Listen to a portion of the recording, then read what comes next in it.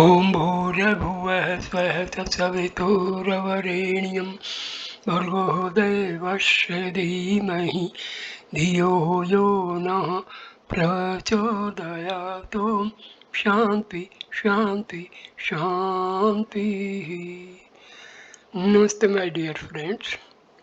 This is video number 33 on Gospel of Sri Ramakrishna. This video starts with chapter number 30, Sunday, October 5, 1884.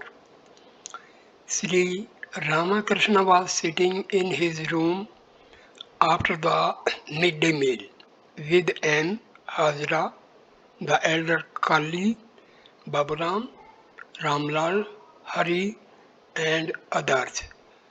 Some of them sat on the floor and some stood about. On the previous day, the master had visited Kesav's mother at her Calcutta house and had made her happy with his devotional songs. Hazra's eccentricities. Hazra had been living with the master at Dakshineswar a long time. He was a little conceited about his knowledge and even criticized the master now and then before others. Again, he would sit on the veranda of the master's room and tell his beads with apparent concentration. He spoke slightingly of Chaitanya as a modern incarnation. He would say, God gives not only pure devotion but also wealth. He has no lack of it. By attaining God, one obtains the 8 occult powers as well. Hazra had a small debt to clear up, about 1000 rupees. He had incurred it for the building of his house and was worried about paying it. The elder Kali had a position in an office from which he received a small salary. He had a large family to maintain.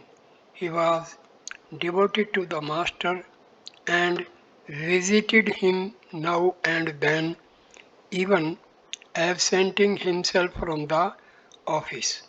Kali to Hazra. You go about criticizing people. You are like a touchstone testing what is pure gold and what is impure. Why do you speak so much ill of others? Hazra. Whatever I say to him, meaning Sri Ramakrishna alone. Master, that is so. Hazra began to explain Tattvajnana. Hazra. The meaning of Tattvajnana is the knowledge of the existence of the 24 tattvas or cosmic principles. He was wrong about the meaning of the word. A devotee, what are they? Hazra. The 5 elements, the 6 passions, the 5 organs of perception, the 5 organs of action, and so forth. M. To the master smiling. He says that the 6 passions are included in the 24 cosmic principles. Master smiling. Listen to him. Notice how he explains Tattvajnana. The word really means knowledge of self. The word Tat means the Supreme Self, and the word Tvam, the embodied soul. One attains supreme knowledge, Tattvajnana, by realizing the identity of the embodied soul, and the supreme self.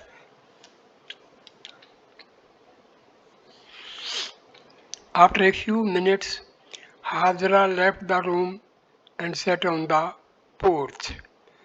Master to M and the others.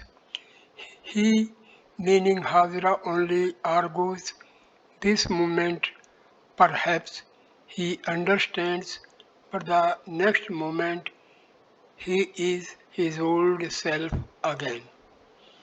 When the angler hooks a big fish and finds it pulling hard, he releases the line, otherwise it will snap and angler himself will be thrown into the water. Therefore, I do not say much to him. To M. Hajra said that a man could not be liberated unless he was born in a Brahmin body. How is that? I said, one attains liberation through bhakti alone. Sabri was the daughter of a hunter. She, Rohidas, and others belonged to the Sudra caste. They were liberated through bhakti alone, but still Hajra insisted. He recognized Dhruva's spiritual greatness, but not as much as he recognized Prahlada's. When the two said Dhruva had great yearning for God from his boyhood, he kept still. I said that there was nothing greater than the bhakti that sought no end and had no selfish motive. Hajra contradicted me. I said to him, a wealthy man is annoyed when a petitioner comes to him. There he comes, he says angrily, sit down, he says to him in an indifferent voice and shows that he is much annoyed. He doesn't allow such a beggar to ride with him in his carriage. But Hajra said that God was not like such wealthy people of the world. Did he lack wealth that he should feel pinched to give it away? Hajra said further, when rain falls from the sky, the Ganges and all the big rivers and lakes overflow with water. Small tanks too are filled. Likewise, God out of His grace grants wealth and riches as well as knowledge and devotion to the devotees. But I call this impure devotion to God. Pure devotion has no desire behind it. You don't want anything from me, but you love to see me and hear my words. My mind also dwells on you. I wonder how you are and why you don't come. You don't want anything of God, but still you love Him. That is pure bhakti. Love of God with no motive behind it. Prahlada had it.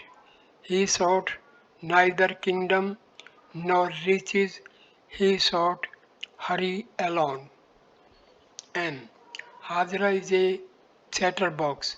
He won't achieve anything unless he becomes silent. Master.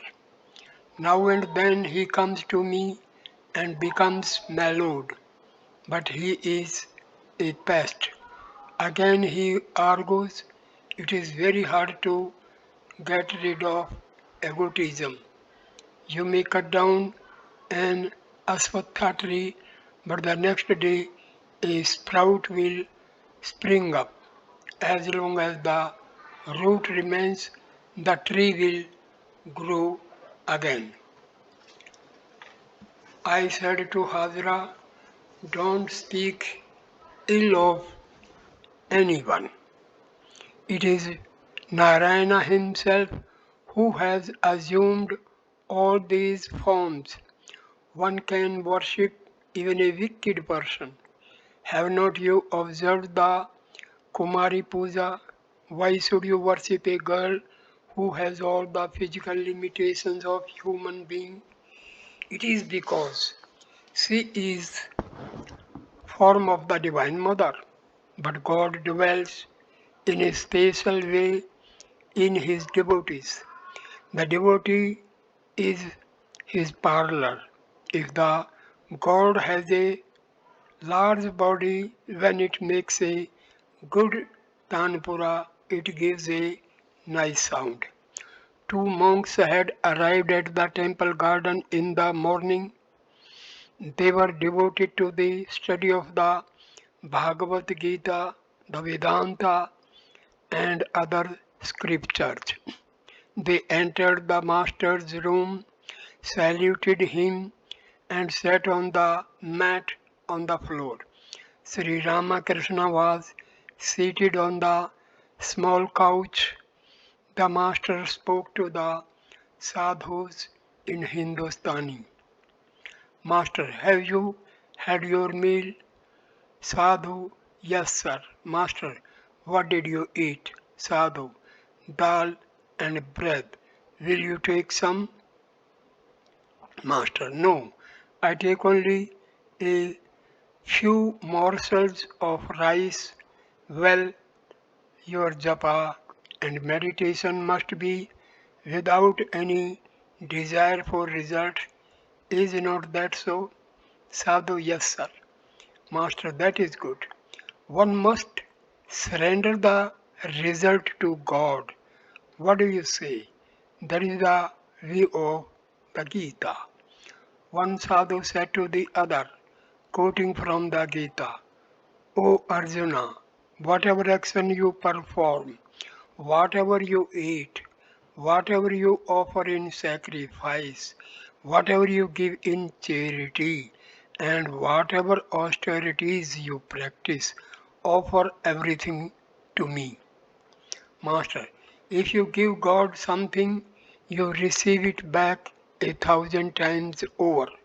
That's why, after doing meritorious deeds, one offers a handful of water to God. It is the symbol of offering the fruit to God. When Yudhishthira was about to offer all his sins to Krishna, Bhima warned him, never do such a thing. Whatever you offer to Krishna, you will receive back 1,000-fold. To one of the sadhus, well, sir, one should be desireless, one should renounce all desires. Is not that so? Sadhu, yes, sir. Master, but I have the desire for bhakti. That is not bad. Rather, it is good. Sweets are bad, for they produce acidity. But sugar candy is an exception. Is not that so? Sadhu, yes, sir. Master, well, sir, what do you think of the Vedanta? Sadhu, it includes all the six systems of philosophy, Master. But the essence of Vedanta is Brahma alone is real and the world illusory. I have no separate existence. I am that Brahma alone.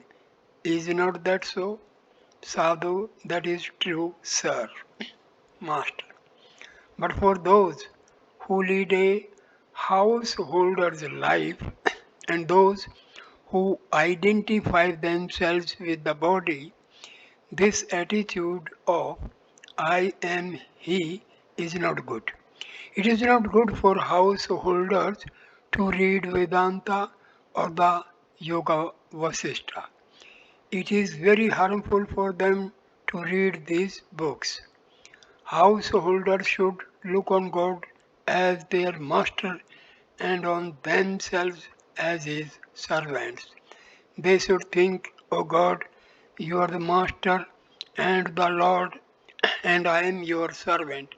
People who identify themselves with the body should not have the attitude of I am He.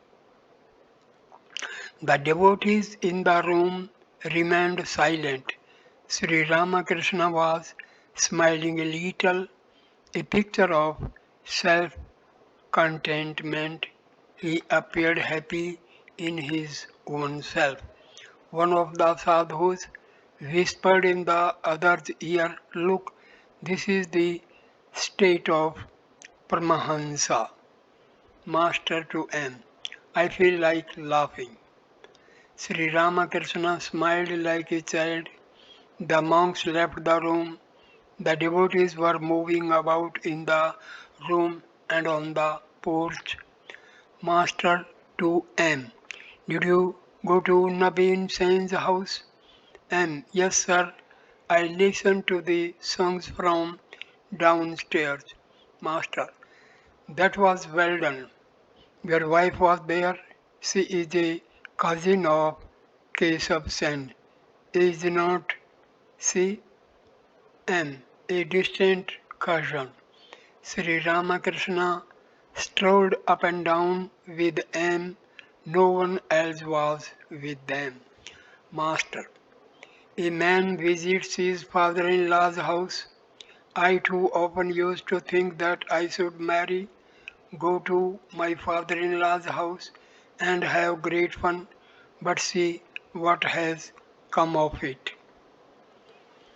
M. Sir, you say, if the boy holds his father's hand, he may sleep, but he doesn't if the father holds his hand. That is exactly your condition. The mother has taken hold of your hand. Master, I met Baman Das at the Viswas's house. I said to him, I have come to see you. As I was leaving the place, I heard him say, Goodness gracious, the Divine Mother has caught hold of him like a tiger seizing a man. At that time I was a young man, very stout and always in ecstasy. Master's attitude towards women. I am very much afraid of women. When I look at one, I feel as if a tigress were coming to devour me. Besides, I find that their bodies, their limbs, and even their pores are very large. This makes me look upon them as sea monsters. I used to be much more afraid of women than I am at present. I would not allow one to come near me. Now I persuade my mind in various ways to look upon women as forms of the blissful mother. A woman is no doubt a part of the divine mother, but as far as a man is concerned, especially a sannyasi or a devotee of God, she is to be shunned.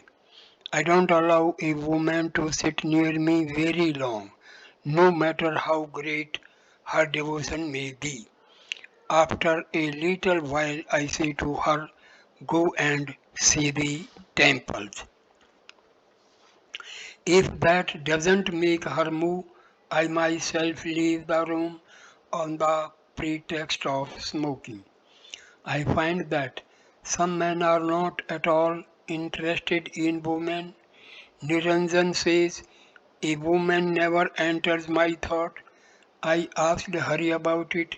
He too says that his mind does not dwell on women. Woman monopolizes three quarters of the mind, which should be given to God. And then, after the birth of a child, almost the whole mind is frittered away on the family. Then what is left to give to God? Again, there are some men who shed their last drop of blood, as it were, to keep their wives out of mischief. There is the gatekeeper, an old man whose wife is only 14 years old. She had to live with him. They lived in a thatched hut with walls made of dry leaves. People made holes in the wall to peep in. Now she has left him and run away. I know another man. He doesn't know where to keep his wife. There was some trouble at home and now he is greatly worried. Let's not talk about these things any more. If a man lives with a woman, he cannot help coming under her control. Worldly men get up and sit down at the bidding of women. They all speak highly of their wives. Once I wanted to go to a certain place. I asked Ramlal's aunt about it. She forbade me to go, so I could not. A little while later I said to myself, I am not a householder. I have renounced woman and gold. If, in spite of that, this is my plight, one can well imagine how much worldly people are controlled by their wives. M. One who lives in the midst of woman and gold cannot help being stand by it, even if only slightly. You told us about Janarayan. He was such a great scholar. When you visited him, he was an old man. You find him warming pillows and blankets in the sun, master. But he had no vanity of scholarship.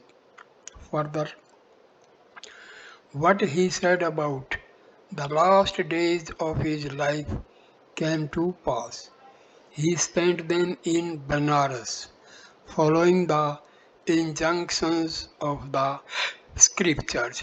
I saw his children. They were wearing high boots and had been educated in English schools.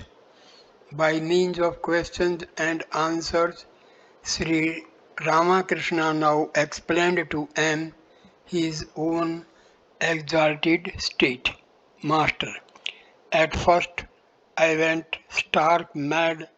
Why am I less so now? But I get into that state now and then.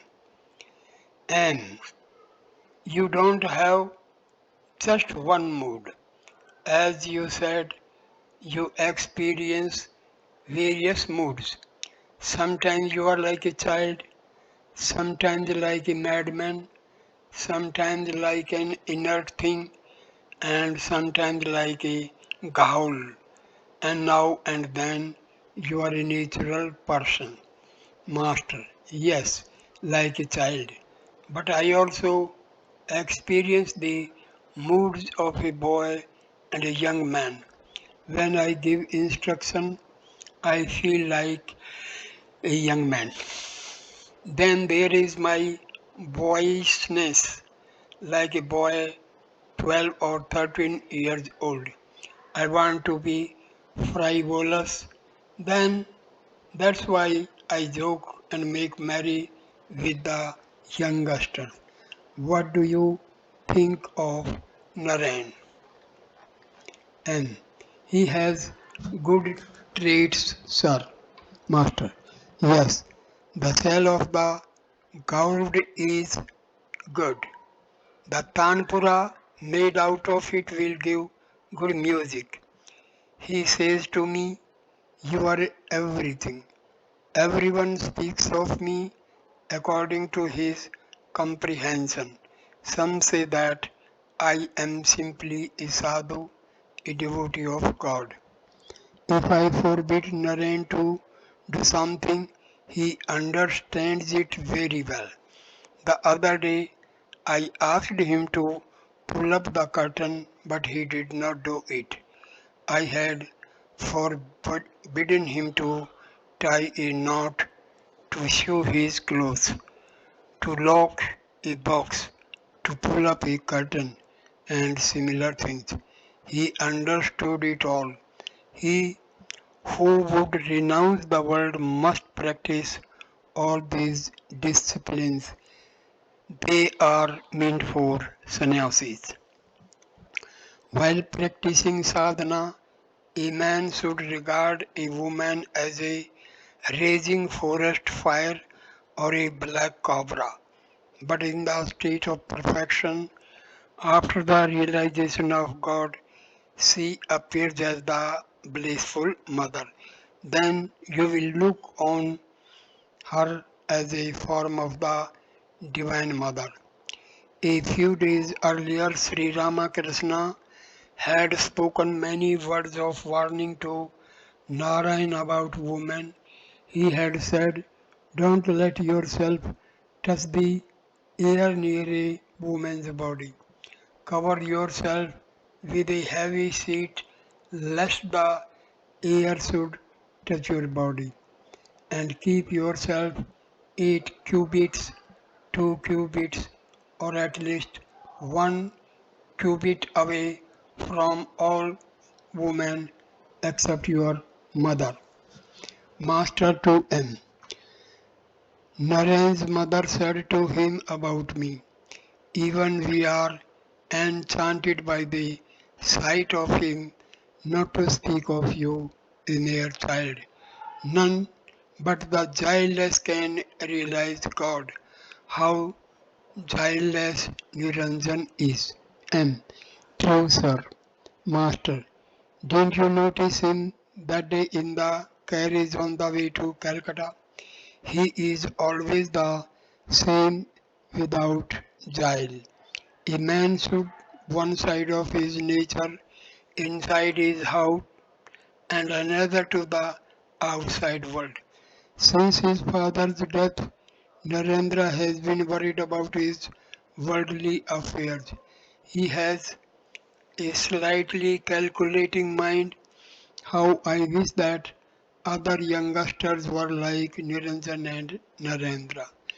Today I went to the village to see Neelkantha's theatrical performance.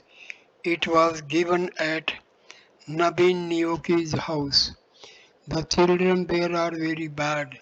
They have nothing to do but find fault.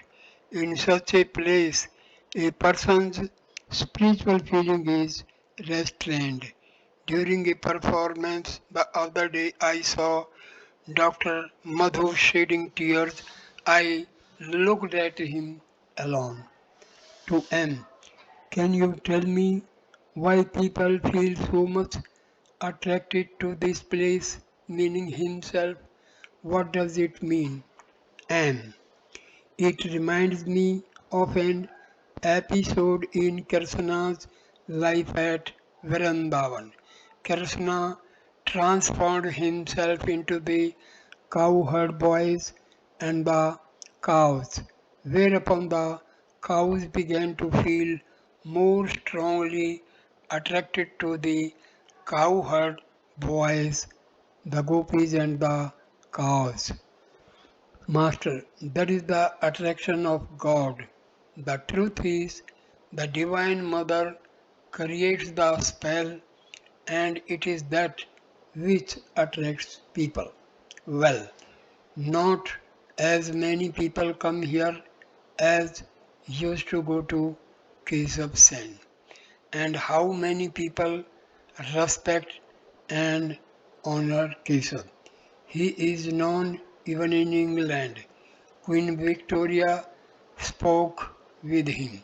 It is said in the Gita that God's power is manifest in him who is honored and respected by many.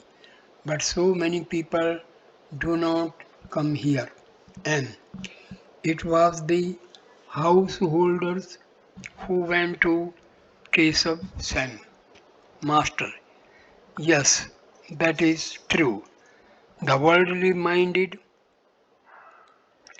and will what Kesav has found it remain a long time? Master, why he has written a Samhita, a book of rules for the guidance of the members of his Brahmos mouth. M. But it is quite different with the work done by a divine incarnation himself, Chaitanya's work for instance. Master, yes, that is true. And you yourself tell us that Chaitanya Deva said, the seeds I have shown, the seeds I have sown will certainly bear fruit sometime or other. A man left some seeds on the cornice of a house. Later on, the house fell down and trees grew from those seeds. Master, many people go to the smas founded by Shivnath and friends. Is not that so? And yes, sir, people of that sort. Master smiling.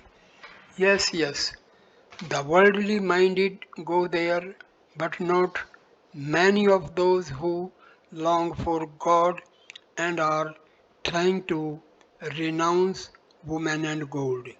M. It will be fine if a current flows from this place. Everything will be carried away by its force. Nothing that comes out of this place will be monotonous. Master, smiling. I keep man's own ideals intact. I ask a Vaishnava to hold to his Vaishnava attitude and a Sakta to his.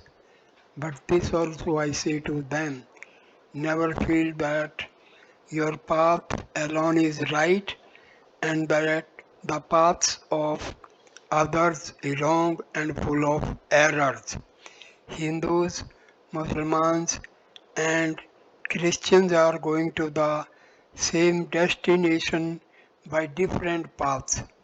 A man can realize God by following his own path if his prayer is sincere. Vijay's mother-in-law said to me, why don't you tell Balram that it's unnecessary to worship God with form, that it will be enough if he prays to the formless Satchitananda? I replied, why should I say such a thing? And why should he listen to me even if I should say it? And that is true, sir. There are different paths to shoot time, praise, and the fitness of the candidate. Whatever path a man may follow, he will ultimately reach God if he is pure of heart and has sincere longing. That is what you say. Sri Ramakrishna was sitting in his room.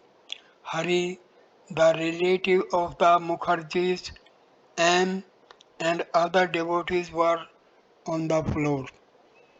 An unknown person saluted the master and took a seat. The master remarked later that his eyes were not good. They were yellow like a cat's. Hari prepared a smoke for Sri Ramakrishna. Master to Hari, let me see the palm of your hand. This mark is good sign. Relax your hand. He took Hari's hand into his as if to feel its weight. Master, he is still childlike. As yet there is no blemish in him. To the devotees, from the hand I can tell whether a person is deceitful or childless. To hurry, why? You should go to your father-in-law's house. You should talk to your wife and have a little fun with her if you like. To M, what do you say? M and the others laugh.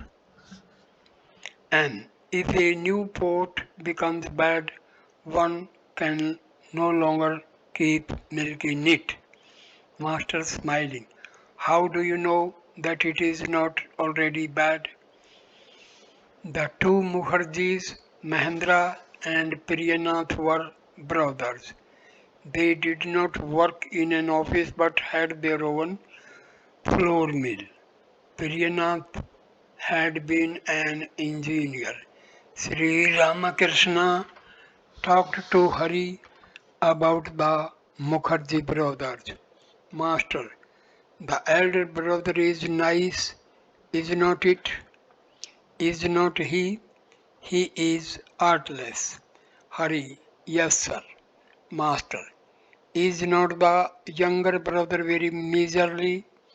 I understand that since coming here he has improved a great deal. He once said to me, I did not know anything before. To Hari, do they give anything in charity? Hari, not much as far as I can see. Their elder brother, now dead, was a very good man. He was very charitable. Physical signs indicating character. Master to M and the others. Whether a person will make spiritual progress or not can be known to a great extent by his physical mark. The hand of a deceitful person is heavy. A snub nose is not a good sign. Sambhu had that kind of nose. Hence he was not quite sincere in spite of all his wisdom. Pigeon breast is not a good sign either. Hard bones and heavy elbow joints are bad signs too, and yellow eyes like a cat's. A man becomes very mean if he has lips that are thick, like a dome's. A Brahmin was here for a few months acting as priest of the Vishnu temple. I could not eat the food he touched.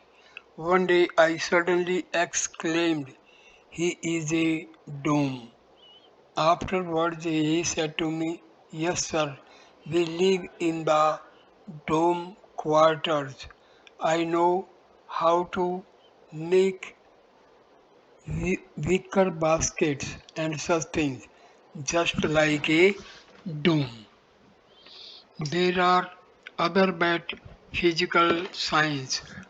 One eye and the squint eye is rather better to have one eye, but never squint eye.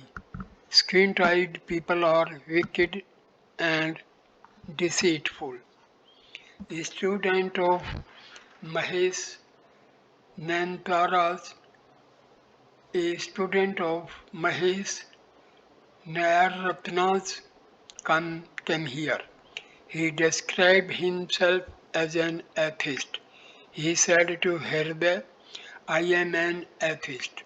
You may take up the position of a believer in God and argue with me. Thereupon I watched him closely and noticed that his eyes were yellow like a cat's. Whether a person is good or bad can also be known from the way he walks. Sri Ramakrishna paced the veranda. M and Baburam walked with him. Master to Hajra. A man came here. I saw that his eyes were like a cat's. He asked me, "Do you know astrology?" "I am in some difficulty." I said, "No, I don't. Go to Badanagar. There you will find astrologers." Master and Nilkantha. Baburam and M talked about Nilkantha's theatrical performance. Baburam had spent the previous night at the temple garden.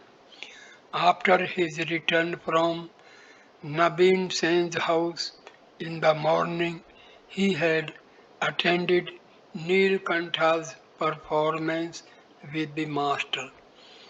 Master to M and Baburam. What are you talking about? M and Baburam. About Nilkantha's performance. While pacing the veranda, Sri Ramakrishna suddenly took M aside and said, "The less people know about your thoughts of God, the better for you." Saying these words, the master abruptly went away. A short time afterwards, he began to talk with Hajra. Nilkantha told you he would pay you a visit. It would be good. Send for him. Master, no, he did not sleep at all last night. It will be different if he comes here through the will of God. Sri Ramakrishna asked Baburam to visit Narayan at his house. He looked on Narayana as God himself, and so he longed to see him. The master said to Baburam, "You may go to him with one of your English textbooks." About 3 o'clock in the afternoon, Sri Ramakrishna was sitting in his room. Nilkantha arrived with 5 or 6 of his companions. The master went toward the east door as if to welcome him. The musicians bowed before the master, touching the ground with their foreheads. Sri Ramakrishna went into Samadhi. Baburam stood behind him, and Nilkantha and musicians were in front of him. Watching him in great amazement, Dinanath, an officer of the temple, looked on from the north side of the bed. Soon the room was filled with officers of the temple garden. Sri Ramakrishna's ecstasy abated a little. He seated himself on a mat on the floor, surrounded by Nilkantha and other devotees. Master, still in an ecstatic mood, "I am all right." Nilkantha, with folded hands, "Make me all right too."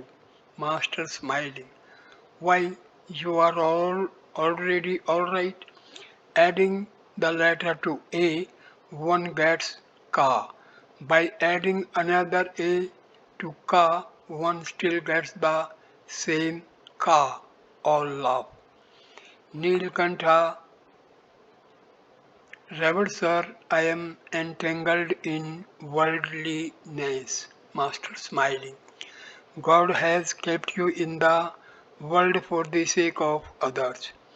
There are 8 fetters, one cannot get rid of them all. God keeps one or two so that a man may live in the world and teach others. You have organized this theatrical company. How many people are being benefited by seeing your bhakti? If you give up everything, then where will these musicians go? God is now doing all these works through you. When they are finished, you will not return to them. The housewife finishes her household duties, feeds everyone, including the men servants and maid servants, and then goes to take her bath. She does not come back then even if people shout for her. Nilkantha, please bless me, Master. Yasoda went mad with grief because she was separated from Krishna. She went to Radhika, who was meditating. Radhika said to her in ecstatic state, I am the ultimate Prakriti, the primal power. Ask a boon of me. Yasoda said to her, what shall I ask of you? Please bless me, that with all my body, mind, and speech I may think of God and serve Him, that with my ears I may hear the singing of God's name and glories, that with my hands I may serve Hari and his devotees, that with my eyes I may behold his form and his devotees. Your eyes fill with tears when you utter the name of God. Why then should you worry about anything? Divine love has grown in you. To know many things is ajnana, ignorance. To know only one thing is jnana, knowledge, the realization that God alone is real and that He dwells in all. And to talk to Him is vijnana, a fuller knowledge. To love God in different ways after realizing Him is vijnana.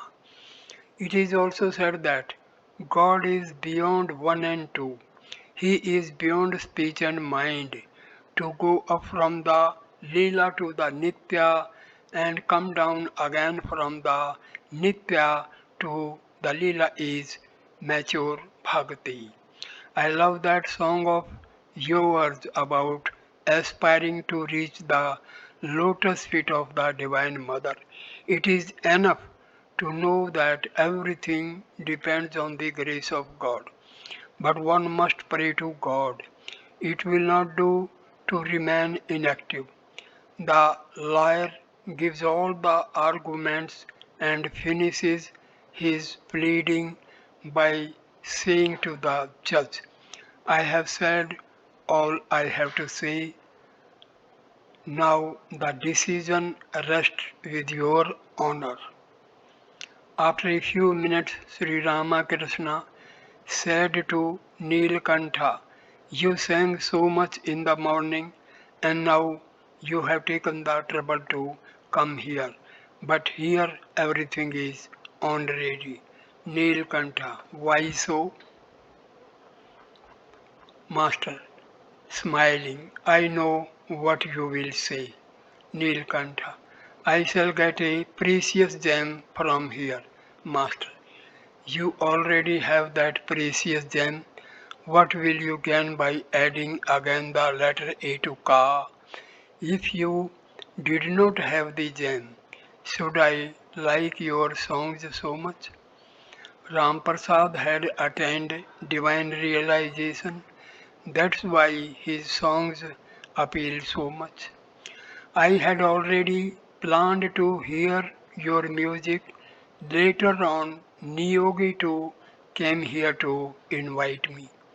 The master was sitting on the small couch. He told Nilkantha that he would like to hear a song or two about the Divine Mother. Nilkantha sang two songs with his companions. When the master heard the second song, he stood up and went into samadhi. Presently, he began to dance in an ecstasy of divine love. Nilkantha and the devotees sang and danced around him. Then Nilkantha sang a song about Shiva, and the master danced with devotees. When the singing was over, Sri Ramakrishna said to Nilkantha, I should like to hear that song of yours I heard in Calcutta. And about Sri Gauranga? Master, yes, yes. Nilkantha sang the song, the beautiful Gauranga, the youthful dancer, fair as molten gold. Sri Ramakrishna sang again and again the line, everything is swept away by the honors of love, and danced with Nilkantha and the other devotees. Those who saw that indescribable dancing were never to forget it.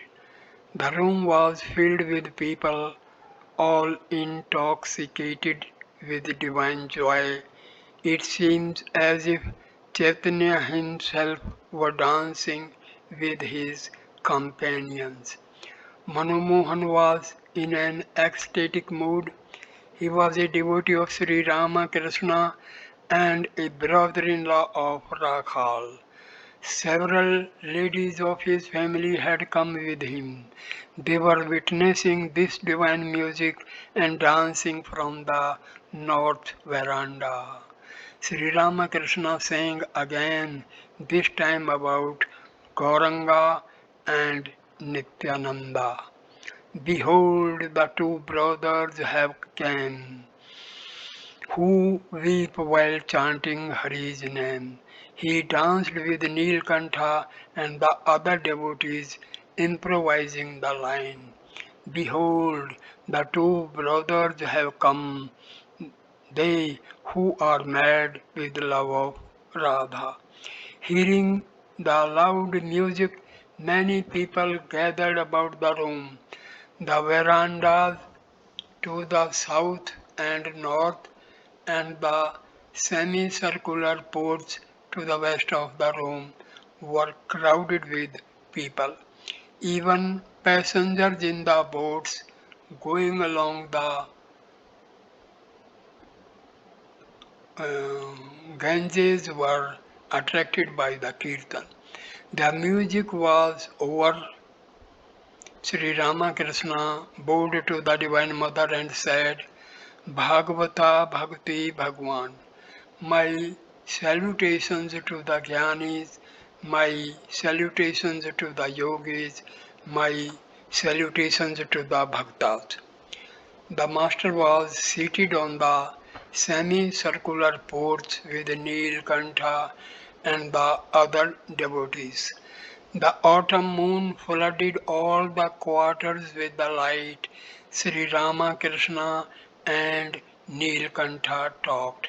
Nilkantha, you are none other than Gauranga, Master. Why should you say such a thing? I am the servant of all. The waves belong to the Ganges, but does the Ganges belong to the waves? Nilkantha, you may say whatever you like, but we regard you as the Gauranga himself. Master, tenderly in an ecstatic mood. My dear sir, I try to seek my eye, but I do not find it. Hanuman said, O Rama, sometimes I think that you are the whole and I am a part, and sometimes that you are the master and I am your servant. But when I have the knowledge of reality, I see that you are I and I am you. Nilkantha, what shall I say, sir? Please be gracious to us, Master, smiling. You are ferrying many people across the ocean or the world. How many hearts are illumined by hearing your music, Nilkantha? You talk of ferrying but bless me that I may not be drowned in the ocean myself. Master, smiling. If you get drowned, it will be in the sea of immortality. Sri Ramakrishna was delighted with Neelkantha's company. He said to the musician, "For you to have come here, you whom people see as a result of many austerities and prayers, listen to a song." The master sang a song, two lines of which ran, "When the blissful mother comes to my house, how much of the Chandi I shall hear, how many monks will come here, and how many yogis with matted locks." He said, continuing, "As long as the Divine Mother has come here, many yogis with matted locks will come too." Sri Ramakrishna laughed to M. Baburam and the other devotees. He said, "I feel very much like laughing. Just fancy, I am singing for these musicians. Nilkantha, we may go about singing, but today we have had our true reward." Master, smiling. When a shopkeeper sells an article, he sometimes gives a little extra something to the buyer. You sang at Nabeen's house and have given the extra something here. All laugh. At this point, I conclude this video. Next video number 34 will start with chapter 31, Advice to Ishan, Saturday, October 11, 1884. Thank you for watching this video. Please like, comment and share the video and subscribe the channel. Thank you. Namaskar.